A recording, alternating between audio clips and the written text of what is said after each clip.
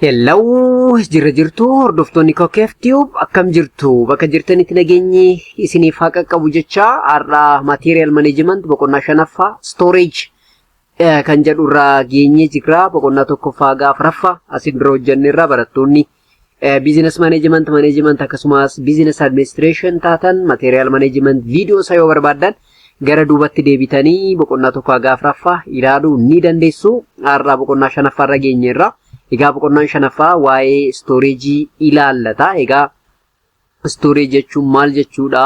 Dhaabbanni tokko storage bifa kamiin adeemsisuu danda'a yookaan immoo qabaachuu danda'a kan jedhu kan ittiin ilaallu ta'a. Viidiyoo keenya like gochuudhaan eegala. Warroonni haaraa taatanii fi barattoota social science akkasumas natural science taatanii viidiyoo garaagaraa afaan Oromootiin barbaadan chaanaalii kana subscribe gochuudhaan akka nu jajjabeessitan gamanumaan isinii affeeruun barbaada. Barattoonni akkamitti dubbisnee barataa cimaa ta'uu dandeenya jechuudhaan akkasumas barattoonni riisarchii hojjettan eebbifamuudhaaf deemtan barattoonni hojii barbaachaa jirtan interview irratti gaafilee gaafatamuu danda'an argachuu barbaadan akkasumas seenaalee babbareedoo fi seenaalee ajaa'ibaa kanneen nama barsiisan argachuu barbaadan Hawwinet Tube subscribe gochuun achirrattis na argachuu na dandeessu.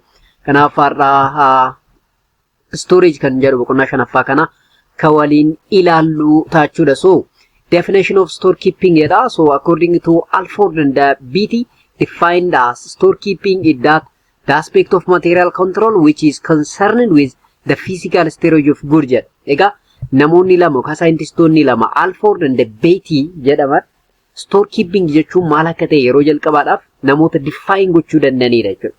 Egaa storekeeping jechuun maal jechuudha jedhan jarri kuni the aspect of material control. Kana jechuun materialota garaagaraa kanneen productioniidhaaf nu barbaachisan ta'uu danda'a, kanneen supply garaagaraadhaaf nu barbaachisan ta'uu danda'a. Materiala sana control gochuudhaan physical storage yookaan immoo bakka tokko store goone akka yeroo dheeraa turan gaafa taasifnu bakki ittiin store goonu sun immoo bakka control ta'e bakka management ta'e irratti store gochuu akka dandeenyu nutti himu jechuudha jarri kun. Therefore so called storekeeping is the aspect of material control which is concerned with the physical storage of goods. Maybe raw material ta'uu danda'a or finished product ta'uu danda'a or part ta'uu danda'a or accessory ta'uu danda'a. Dirqama store gochuun jira jechuudha. Aga gara hojiitti galan store gochuun ni jira jechuudha. Kanaaf storekeeping gaafa jennu isaan sanniin meeshaalee sanniin storage keessatti kaa'uu jechuudha jechuudha. Then there is also HP Maynard defined as inni kunis scientist biraadha. Inni immoo maal jedhee the responsibility of storekeeping management are to receive materials, to protect them in storage from damage or unauthorized removal, or to issue the material in the right quantity at the right time to the right place and provide these services promptly at least costed. Argitanii? Namichi kun immoo Maynard jedhamu maal jedhee storage gaafa jennu itti gaafatamummaa storekeeping jedha. Yeroo baay'ee storekeeping itti gaafatamummaan isaa wanta tokko yookaan materiaala wayii receive gochuu yookaan fudhachuu supply irraa ta'uu danda'a yookaan immoo namoota individual irraa ta'uu danda'a. Isa sana receive gochuu fudhachuu sana booda immoo wanta sana protect gochuu. Yes, protect gaafa goonu maybe damage irraa ta'uu danda'a. Yookaan immoo unauthorized removal hattuurraayyuu ta'uu danda'a. Yes, again to issue material in the right quantity wanta barbaadamu san quantity barbaadamuun yeroo barbaadamu keessatti bakka barbaadamuu fi gatii madaalaa ta'eedhaan dhiyeessuu hunda kan ilaallatudha. Maynard namichi jedhamu. Kanaaf storage is simply the responsibility of storekeeping management to receive material and to protect them from damage as well as unauthorized removal jechuu dandeenya. Kana qofa osoo hin taane to issue the material in the right quantity at the right time to the right place and provide with least costs jedhee define gochuu danda'e jechuudha namichi Maynard jedhamu. Inni itti aanu objective of storekeeping jedha. Maa inni kaayyoon isaa? Yes, objective isaa maa inni kan jedhu ilaalla. Tokkoon isaanii as jalatti tarreeffamanii jiru. Storekeeping objective isaa maal akka ta'e jechuudha. Inni jalqaba receiving, handling and issuing goods economically and efficiently. Yes, Materiaala ta'uu danda'a. Kuma reefu dubbanne finished goods ta'uu danda'a. Isa sana receive gochuudhaan bifa economical ta'een store gochuu, keep gochuu, dabarsuu kana hunda ilaallata jechuudha. Economically and efficiently. Economically gaafa jennu with the least cost jechuudha. Fakkeenyaaf wanta tokko store gaafa goonu space hin jira. Kanaaf space managementiin keenya garmalee bareeda ta'uu qaba. Otherwise costii guddaa nu gaafachisuu danda'a. Rent cost hin jira waan ta'eef. Kanaaf issuing in a good and economically and efficiently kan jedhu karaa kanaan. Inni bira using the storage available space and labor effectively. Yes, humna namaas haa ta'u storage yookaan immoo bakka ittiin wanta tokko store goonu mana magaazana ta'uu danda'a, mana wayii ta'uu danda'a. Inni san space sana sirli properly fayyadamuu danda'u qabna jechuudha. Akkasumas labor force immoo effectively fayyadamuu danda'u qabna. Maaliif labor costii akkasumas space cost isaanan kun hin dabalan jechuun dhaabbanni tokko especially profitiidhaaf kan dhaabbatu yoo ta'e profitiin isaa inni argatu baay'ee gadi bu'aadha. Isa sana maximize gochuudhaaf in order to maximize profit you have to be space management and labor management is very important. Inni sadaffaan protection of all goods in store against all loss jedha. Fire, theft and obsolescence. Yes, wanta store goonu sana balaa adda addaa irraa eeguu danda'u qaba. Balaa adda addaa gaafa jennu fakkeenyaaf hattuu ta'uu danda'a, ibidda ta'uu danda'a, expire date dhiyaachuu danda'a. Fakkeenyaaf stoorii sana keessatti yeroo yeroodhaan inventory hojjennee wanta gara expire datein isaa dhiyaachaa deeme tokko dafdafnee gara magaalatti baafnee yoo dabarsuu baanne loosii ta'a jechuudha. Kanaaf loosiin kun immoo qooda profitii nuti argannu irraa akka nuti loosii keessa gallu waan nu taasisuu fi so you have to protect against fire, theft and obsolescence jenna jechuudha. Inni bira facilitating inventory taking from time to time by the internal audit department or the management. Dhaabbanni kamiyyuu internal audit qaba. Yes, audit department qaba. Audit department sun yeroo hunda inventory keenya akka argatu taasisuu danda'u qabna jechuudha. Yeroo yeroodhaan updatable inventory argachuu danda'u qaba. Facilitate gochuu fi qabna jechuudha. Yes, objective in store keeping inni bira isa kana jechuudha. Maaliif inventory keenya seeraan kan isaaniif dhiyeessinu yoo ta'e isa reefu obsolescence jennu sana minimize gochuu dandeenya. Minimize gochuu dandeenya. Maaliif wanti tokko osuma jiru hin binnu jechuudha. Waan jiru erga baafnee booda bituu danda'u qabna waan ta'eef so inventory management is very important. Karaa kanaanis ilaalamuu danda'a. Inni bira minimizing investment in inventory eeyyeen fakkeenyaaf raw material yookaan accessory kan qabnu yoo ta'e isarratti dabalataan hin binnu haga inni bahee dhumutti jechuudha. Kanaaf inventory sanarratti manage gochuudhaaf investment keenya minimize gochuudhaaf yeroo baay'ee store keeping kana gaafa fayyadamnu yookaan objective isaa kan biraadha jechuudha. So minimizing investment in inventory is one objective of store keeping dha jechuudha. Inni biraa immoo maintaining regular supply of raw materials at all times when properly authorized. Regular supply of raw material. Kana jechuun dhiyeessiin keenya warroonni nuuf dhiyeessan especially raw material warroonni nuuf dhiyeessanii properly authorized kan ta'e ta'uu qaba. Properly authorized dhaabbata ta'e ta'uu qaba kan nuuf dhiyeessu. Wanti nu dhiyaatu immoo yeroo barbaanne ta'uu danda'u qaba jechuudha. Yes, waan barbaanne yeroo barbaanne keessatti hin argannu taanani wanti nuti hojjennu product nuti oomishnu customer satisfaction nuti kenninu irratti dhiibbaa guddaa nutti fiduu danda'a. Inni sun immoo karaa biraatiin karaa loositti nu dhiyeessuu danda'a yookaan kisaaraa keessa nu galchuu waan danda'u fi regular supply of raw material at specified time ta'uu danda'u qaba. Inni bira facilitating ordering of required material. Yes, bill of material kan jedhu san order gaafa goonu facilitate godha jechuudha warri store keeping kun.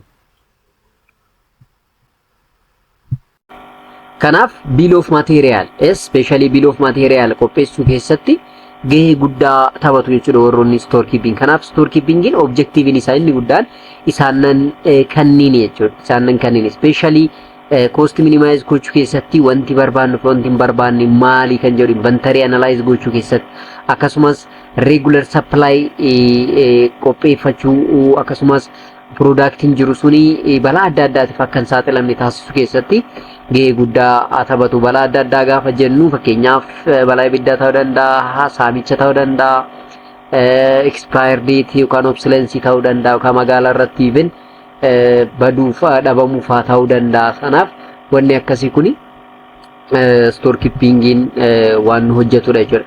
Maayinni functioning isaa what is the function of storekeeping? So to collect material from vendor against order placed and from manufacturing department at the end of the particular job or activity. Yes, storekeeping in faayidaan isaa inni tokko materiala barbaannu sana collect gochuudha from supplier. Akkaataa ajajameen materiala sana receive gochuu keessatti storekeeping gahee guddaa taphatu ka functionii guddaa taphatu jechuudha. Yes, kana qofa osoo hin taane manufacturing department irraa so at a particular job or activity receive gochuu gahee storekeeping dha jechuudha. Functioning isaanii tokko isa kan material isa collect gochuu akkaataa gaafatameen akkasumas department irraa information fudhachuu fi wanta bitame wanta isaan store godhan sana immoo particular department or activity dhaaf dhiyeessuun this is the role of for the function of storekeeping dha. Inni biraa to verify the goods received from vendor by the order forms and to report the return that goods to them if they are not up to the mark as per order placed. Kana jechuun dura specification idhaan meeshaa wayii erge ni gaafanna. Sana booda supplieronni keenya meeshaa sana ni fidu. Meeshaa sana akkaataa verification yookaan immoo akkaataa specification sanaan dhufuu fi dhufuu dhabuu isaa adda baasuu keessatti gahee guddaa taphatu warri storekeeping. Kana qofa osoo hin taane meeshaan tokko akkaataa specification nuti baafne hin dhufne yoo ta'e meeshaan sun akka deebi'u taasisu keessatti gahee guddaa kan taphatan isaanii jechuudha. Kanaaf wanta dhufe sana akkaataa specification ittiin dhufuu dhabuu isaa check gochuu akkaataa specificationidhaan hin dhufne taanaan immoo akka deebi'ee akkaataa specification nuti barbaannu akka nuuf dhufu taasisuun it is a function of storekeeping dha jechuudha. Inni biraa storing all material in a safe and in a convenient manner so that it may be immediately available as and where required. Yes, meeshaa dhufe yookaan supply dhufe yookaan material dhufe sana safe bifa ta'een kaa'uu. Yes, kaa'uu keessatti gahee guddaa taphatu. Kaa'uu qofa osoo hin taane yeroo barbaadametti immediately gara barbaadame sanatti akka deemu taasisuu facilitate gochuu kana keessatti gahee guddaa kan taphatan warroota storekeeping jennuunidha jechuudha. Inni biraa to use the storing space to maximum of its capacity with the minimum of labor jedha. Yes, storing space gaafa jennu fakkeenyaaf akkuma reefu dubbanne magaazana ta'uu danda'a. Wanta fayyadamnu magaazana fayyadamnu sana maximum capacity isaatti fayyadamuu danda'u qabna. To the maximum, yes. Spacing management is very important. Maaliif spacing management kun cost minimize gochuu keessatti gahee guddaa waan taphatuuf jechuudha. Kanaaf you have to have store or you have to save the space or maximum capacity of the space fayyadamuu dandeenya. Kana qofa osoo hin taane minimum labor fayyadamuu dandeenya. Yes, labor force minimize gochuu danda'u qabna. Gatiin nuti hojjettoota humnaatiif baafnu guyyaa guyyaan akkasumas laboriidhaaf maallaqni ba'u yoo hin xiqqeeffamu yookaan immoo minimize godhamu ta'e taanaan dhuma irratti deemee cost keenya maximize yookaan guddisuu keessatti gahee guddaa taphata. Kun immoo karaa biraatiin profit nuti argannu especially manufacturing industry yoo ta'e yookaan immoo dhaabbata profitiidhaaf dhaabbate yoo ta'e akka inni profit hin argine taasisu keessatti qooda taphata jechuudha. Inni biraa to ensure it clean lines and the tidiness of the storage. Qulqullina isaa manage gochuu keessatti yes. Storing keenya qulqulluu hin ta'u taanaan wanti achi keessa galu obsolescence akka ta'u yookaan immoo akka baduuf sababa ta'uu danda'a. Kana qofa osoo hin taane customer attraction akka dhabnu nu taasisa. Customer attraction dhabne jechuun customer satisfaction dhabne jechuun karaa biraatiin customerii keenya adaduma dhabaa deemnuun profitiin keenya bifuma sanaan gadi bu'aa deema waan ta'eef so clean lines and tidiness isaa akka eegan taasisna. Kuni function of storekeeping kan biraadha jechuudha. Inni biraa to ensure material against requisition slip to the manufacturing department. Yes, manufacturing department, operation department garagara materiala barbaadee jira. Materiala isaan bifa specification itiin barbaadanii nu kennan sana nuti immoo supplier irraa fudhannee store keeping store keessa keenyeerra. Kanaaf yeroo barbaadanitti akkaataa barbaadanii materiyaala sana akka argatan taasisuu keessatti store keepingiin gahee guddaa taphata jechuudha. Maaliif materiyaalli dhufe sun materiyaalli bitame sun bakka barbaadametti yeroo barbaadametti hin ga'u taanaanii hin ta'u. Especially for manufacturing department, raw material must be given at the right time, to the right quantity.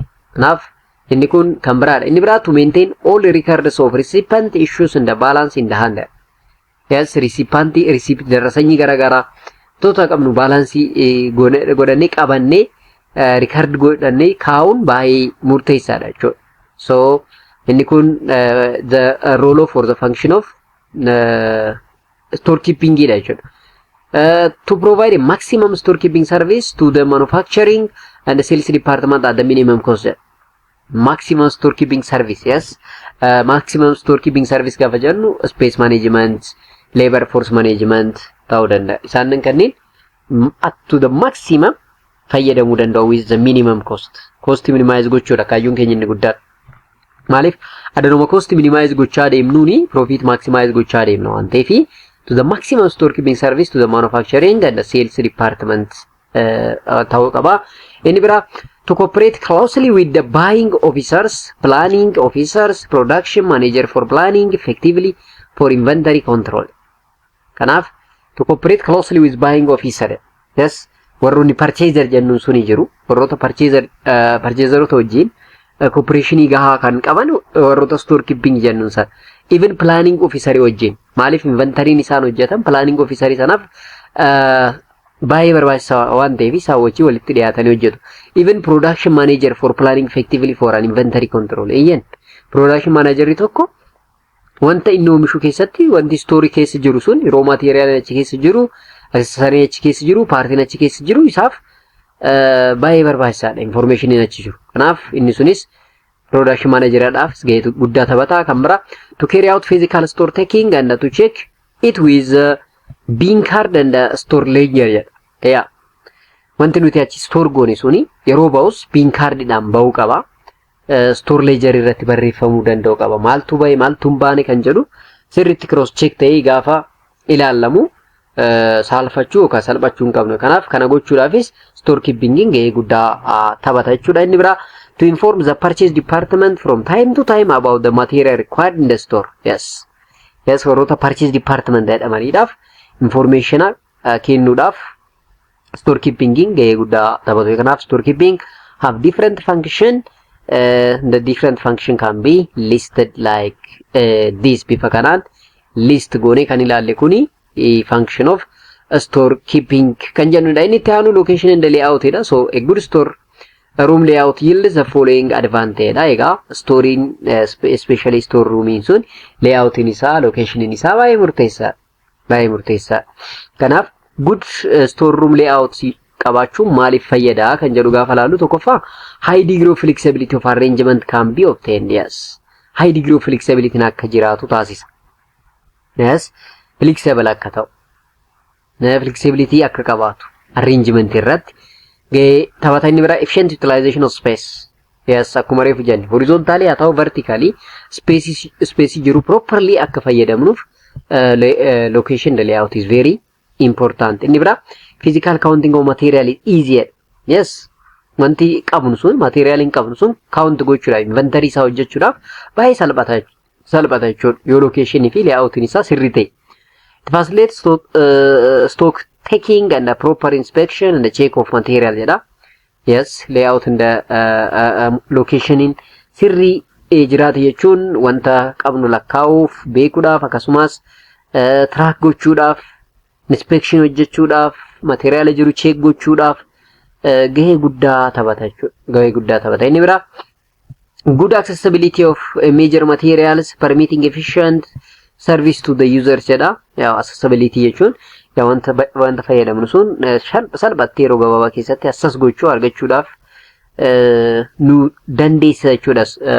Layout yookaan immoo locationin sirrii ta'uu isaa jechuudha. Kanaaf karaa adda addaatiin locationin store roomii keenya yookaan immoo store keeping keenya must be proper ta'uu qaba. Spacing gahaa qabaachuu qaba. Sochoodhaaf kan namatti tolu ta'uu qaba. Wanta qabnu lakkaa'uudhaafis garmalee mijataa kan ta'e ta'uu qaba. Haalli teessuma isaa modify gochuudhaaf kan mijate ta'uu qaba. Isaan kunneen they are the layout and the location of the so-called store jechuu ni dandeenya. So store system and the procedure waan jedhutu jira. So two basic system can be used in physically controlling store materials. One is a closed store system, the other one is open store system. Jennee bakka lamatti qooduu dandeenya. So store keeper in maybe it is open or closed store system ta'uu danda'a jechuudha. Maal jechuudha? Closed system gaafa jennu maal jechuu keenya? Open system moo gaafa jennu maal jechuu keenya kan jedhu tokkoon isaanii haa ilaallu. So now videoon keenya baay'ee bareedaadha, isinitti toleera taanaan maaf subscribing goone? Fakkeenyaaf ati subscribing goone. Mee ilaali subscribing goone maaliif? Kanaaf subscribe gochuun videoon kun namoota biraa barattoota biraa akka qabu taasisuudha waan ta'eef subscribe gochuun like gochuun waan nama dhibu miti waan ta'eef subscribe like gochuun chaanalicha akka jajjabeessitan si yaadachiisuuf jechuudha. So closed system gaafa jennu maal jechuu keenya ree? So all material are physically stored in a closed or controlled area jechuudha. Yes, wanti qabnu materiaalin achi keessa jiran physically closed environment keessatti bifa controlled ta'een store gaafa ta'an we can call closed system jedha. So wherever possible, the general practice is to store physical control by locking the storage area, especially store area yeroo baay'ee lock ta'ee faa mul'ata qollofame jechuudha. Isa sana akkas gochuun maaliif nu fayyada? Wanti achi keessa jiru suni disturb akka hin taane yeroo barbaannetti deemnee akka kaafnuuf taasisa jechuudha. Akkasumas intermixing akka hin jiraanneef ni taasisa. So as a rule, no one other than store personnel is permitted in store area. Argitanii? Story sana keessa kan seenuu danda'u store keeper sana yookaan nama ayyama qabaate ta'uu danda'u qaba jechuudha. Maaliif namni hundi kan store sana keessa kan seenu yoo ta'e store disturbance jira. Store disturbance sun immoo space capacity, labor force kan jennu sana kan reefu dubbanne sana minimize gochuu osoo hin taane maximize gochuu ta'uu danda'a waan ta'eef lock ta'uu qaba. Erga lock ta'ee booda immoo naannoo sana namni argamu nama permitted or permissible ta'uu qaba jechuudha. Inni biraa materials enter and leave the area only with the accompaniment of the authorized document. Meeshaa yeroo seenus yeroo ba'us bifa authorized yookaan immoo bifa authorized documentation ta'uu qaba jechuudha. Malee namni kamiyyuu yeroo barbaade waa wayii seenee kan fudhatu, yeroo barbaade waa wayii kan galchu yoo ta'e, akkasumas toora sana keessatti movement kan baay'isu yoo ta'e problemii guddaa uumuu danda'a jechuudha. Kanaaf in order to isa sana minimize gochuudhaaf yookaan hanqisuudhaaf gara area sana namni seenu nama authorized ta'e qofa ta'uu qaba jechuudha. Kuni closed system dha. Open system gaafa jennu it represent the second major type of store system. Its widest use is the highly repetitive and the mass production types of operation that exhibit the continuous and the predictable demand for the same material. Now, wanta barbaannu easily repetitive bifa ta'eni yookaan immoo bifa interactive ta'een gaafa kan fayyadamnu ta'e systemni sun open system jedhama. So in an organization using open system, no storeroom as such existed. So each material is stored and close to its point of use as it is physically possible. Material are stored in a bins and a shelf and on. So before open ta'een materialichi store ta'ee yeroo mul'atu fa argina jechuudha. Bakka itti lock goonee bakka itti qollofnee kaa'uu miti. Kuni shelf irratti fakkeenyaaf bifa salphatti namatti mul'atuun store goonee itti fayyadamuu ni dandeenya. Isa akkasii sanaan open system storing system jennee waamuu ni dandeenya jechuudha. Inni kun the major type of store system dha jechuudha. Nowadays this one is the major source of the major types of stores system jechuu dandeenya jechuudha. So inni taanu procedure dha. So store procedure wanti kamiyyuu egaa procedure mataa isaa danda'e akka qabu beekuu qabdu. So store procedure maayinni. So the clerk or the storekeeper, the in charge of the storeroom, receives the material along with the goods received, not from the receiving section jedha. yaa steepii jalqaba irratti egaa namni store keeperii sana keessa jiru suni yookaan immoo store sana keessatti namichi ramadame tokko materiyaala jiru san receive godha jechuudha. Receive note wajjini receive godha inni jalqabaa kan.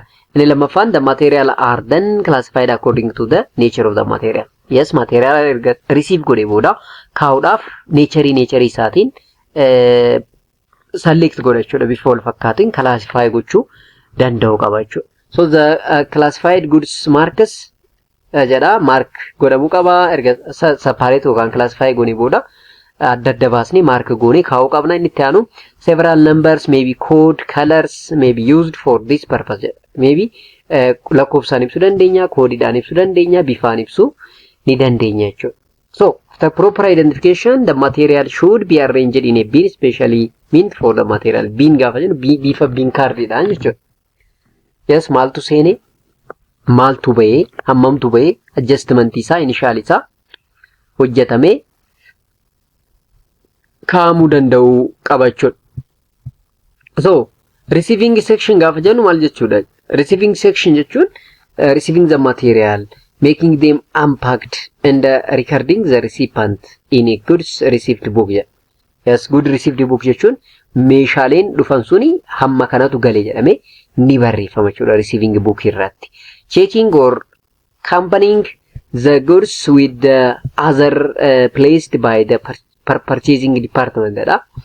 If there is any discrepancy, look, checking or company goods with the order placed by the purchasing department, purchaser kan purchase department in specification inni ergee fi meeshaan nu dhufe sun akkami kan jedhu check gochuu danda'u qabna jechuudha. Kanaaf yeroo sana discrepancy yoo jiraate garaagarummaa yoo jiraate meeshaan dhufee fi specification nuti baafne gargar kan ta'u yoo ta'e immediately report gochuu danda'u qabna jechuudha. Gara purchase department itti dafanii step yookaan immoo wanta fudhatanii isa ajajan san akka dhufuuf taasisu yookaan maallaqni isaanii deebi'ee wanti meeshaan dhufe sun immoo akka deebi'u taasisu keessatti gahee guddaa taphachuu danda'u qabu jechuudha. So, in order to certify itself with the quality of goods received, the receivers, the service of engineer or chemist may be obtained and getting the quality of material checked. Large firm testing laboratory may be maintained for the purpose of inspecting staff may be appointed for inspection. Yeah. Yeroo tokko tokkoon inspect gochuudhaaf wanta dhufeeyyuu akkasumaan hin fudhannu maybe check gochuu danda'udha faatu jira jechuudha. Laboratory yoo qabaan laboratory sana keessa seennee check faa goonu. So once the goods are thought to fit for acceptance, receiving section will prepare a goods receive note. For copies of this note are prepared and their 3 copies are sent to the storekeeper along with the good received. Storekeeper then send 2 copies of this with the account department, the concerned department of which material required after having 1 copy with them. The accountant section make the entire in the storekeeper jedha. Kanaaf egaa wanti galee inni akkaataa specificationiidhaan galee moo hin galle kan jedhu sirriitti erga adda baasan booda gara storekeeperii suni erga adda baasii booda specificationii sana gara purchase department itti erguudhaan purchase department immoo cross check gochuudhaan meeshaan sun akka fudhatamuu fi kaffaltiin supplierootaaf akka kaffalamu fa'aa taasisuun yeroo jiraate fa'aa mul'ata jechuudha. Issuing and dispatching section jedha. The issue section undertake the responsibility of issuing the material to the using department. Kana jechuun story warri storekeeperii meeshaa sana erga fudhatan booda issuing department warreen jedhaman kun immoo maal godhu gara materiyaala sana departmentiidhaaf akkaataa gaafatameen hiru jechuudha. So, in order to prevent malpractice, the material must be issued only against the properly authorized requisition slip.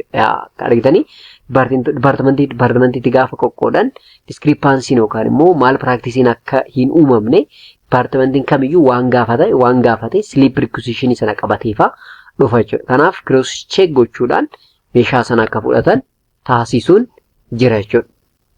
Inni biraa store accounting kan jennu store accounting is used for the purpose of providing information about the number of each item of stock held, transaction which have been taken place and the cost or the price of them. Store accounting gaafa jennu fakkeenyaaf information ni jiran sunniini waa'ee wanta nuti barbaadnu sun bifa kamiin arrange ta'e transactionin akkamitti hojjetame gatiin isaanii yookaan costiin totally maal fakkaata kan jedhu store accounting itu baasu. Store ledger is the main record of store account. It normally contain the following information jedha: debit side, credit side, and quantity and value side jedha. So store accounting bifa kanaan hojii isaanii hojjetu jechuudha.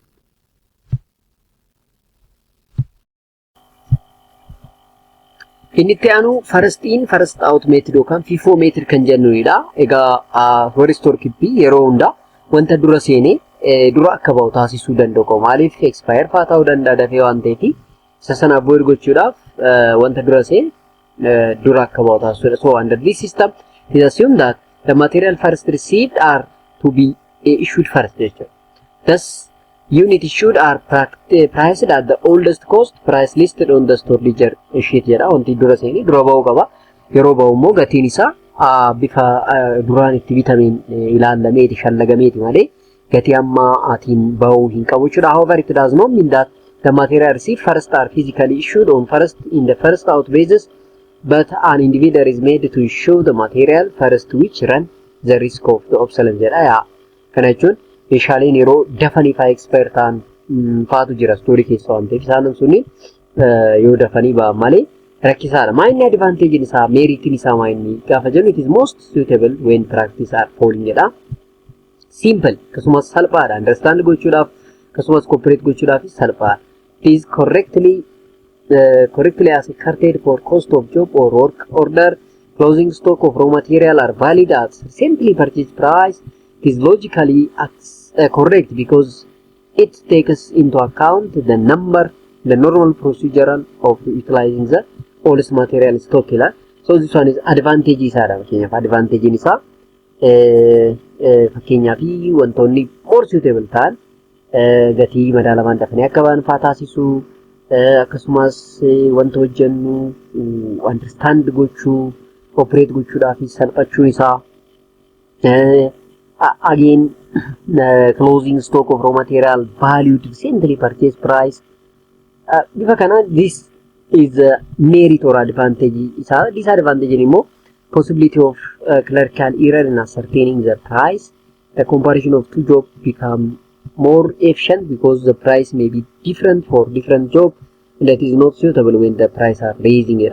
Disadvantage isa inni tokko clerical error isa possibility in akkasii jiraachuu danda'a. Comparison immoo difficult ta'uu danda'a. Suitability isaa gatii dabaluu faa danda'a. Inni kuni disadvantage isaadha. Inni lammaffaa last in first out yookaan LIFO method kan jennudha. Kan dhumarraa galee dafee about. So it is just a reverse of the FIFO method as it assumes that the material most recently received are to be issued first and the job or the work order are arranged. Haallaadha jechuudha. Keenyaaf first in first out keessatti wanti dura seenee dura bahuudha qabaadha. Asitti immoo last in first out kan jedhu kan dhumarraa galee dafee bahu dura bahu qabaadha. Kanaaf faallaa waliin. Thus in this method the price of the last consignment is used for pricing material and issue until it is exhausted. Then the next consignment pricing is used and so through the succession consignment. Kanaaf first in LIFO is opposite of FIFO jechuu dandeenya. Advantage inside is suitable when price are raising. Yeroo gatiin wanta tokko garmalee dabale LIFO bareeda. It recover current price of material and the possibility of curtailing a job or the work order. Current costs are corrected with current sales and the management gets accurate picture of the profit or loss. Isaan kunniin akka advantage itti ilaalamu. Demerit gaafa jennu immoo disadvantage isaadha. Tokkoffaa error clerical error. Comparison of the job by itself difficult ta'uusaa. Closing stock is not valued in the recent price of the purchase. Next not suitable when the price are falling. Inni isaan kunniin akka disadvantage itti warroota eeramaniidha jechuudha. Inni itti aanu story sana immoo verification. It is a process of physically counting, measuring or weighing the entire range of items in a store and recording the result in systematic manner. The purpose served by stock verification are as follows. Maal faadha fakkeenyaaf stock verification in faayidaan isaa eega. Gabaabumatti stock verification gaafa jennu wanta qabnu count gochuu, measure gochuu ilaallata jechuudha. Wanti nuti qabnu maayinni jennee gaafa systematic bifa ta'e record gaafa goonu stock verification jenna jechuudha. Yes, purpose in isa stock verification purpose in isa inni tokko periodic verification. Under this system, the entire cross section is verified at the end of one period, which is usually the accounting period. And as a big organization, this is not achieved in a day, and usually several days are taken to complete this task. As no transaction can take place during the verification, this could pose some problem. And the physical verification require careful planning and execution. Kanaaf inni periodic verification jennu kun cross section entire cross section is verified local verification of entire cross section jechuu dandeenya at accounting period inni itti aanu continuous verification idha. The verification is done throughout the year as per the predetermined plan of action. Based on the plan waggaan gaafa verification hojjetamu jechuudha. Continuous kan jennu. A time may be verified thrice a year, B item twice a year, C item once a year. It therefore presupposes that the perpetual inventory record for each item is maintained, showing all transactions so that reconciliation can be done. Perpetual inventory record yeroo fayyadamnu faatu mul'ata jechuudha in case of continuous verification scenario. Inni itti aanu store security dha. So safety and security consciousness should be installed in the means of store personnel throughout training program. Usually yeroo baay'ee kuma reefu jenne egaa karaa adda addaatiin hatamuu faa danda'a waan ta'eef store security baay'ee barbaachisaa akka ta'e nutti himuu barbaadedha. Safety appliance like Google, Hand Glove, even warroonni store keeper jedhamu suniin immoo safety material mataa isaanii qabu. Ija isaaniif harka isaaniif ta'uu danda'a. Yes, uffata isaaniidhaaf store keepering kuni safety material qabaachuu qaba. Inni bira good housekeeping is essential. This means the gangways must be clean, adequately wired so that the movement of forklifts, trolleys, industries, tractors are smooth jedha.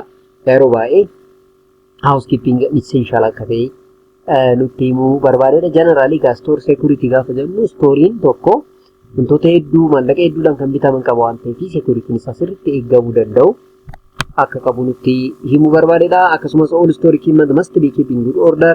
This includes adequate maintenance practice, cranes, trolleys, conveys. This operation must be trained in safety aspects so that safety precautions are not overlooked. Safety dirqama jechuudha sirriitti ilaalamuu qaba. Akka salphaatti ilaalamuu qabu. Overlook jechuun salphumatti akka salphaatti ilaallee bira darbuu hin qabnu jechuudha. Healthy competition can be stimulated by installing safety award, cash prize, which bring negotiation to the concerned store personnel for safety practice. This also motivate others practice safety. Kanaaf safety first kan jennuun sun store keeper keessatti gahee guddaa akka taphatu gamanumaan isin himuudha barbaadeeti jechuudha inni kuni. So egaa boqonnaan shanaffaan isa kana fakkaata. Boqonnaan jaffaan material handling jedha. Material handling kana yeroo biraaf qabannee kan dhufnu ta'a. Egaa viidiyoo kana yoo jaallattanii jiraattan viidiyoo kana barattoota biraadhaaf share godha. Akkasumas chaanalicha immoo sirriitti ilaalaa ta'u subscribe hin taane taanaan subscribe godha. Viidiyoocha like gochuudhaan boqonnaalee kan biraa akka hojjennu nu jajjabeessuu hin dagatinaa jenna. Boqonnaa jaffaatiin ammoo arginutti naqatti.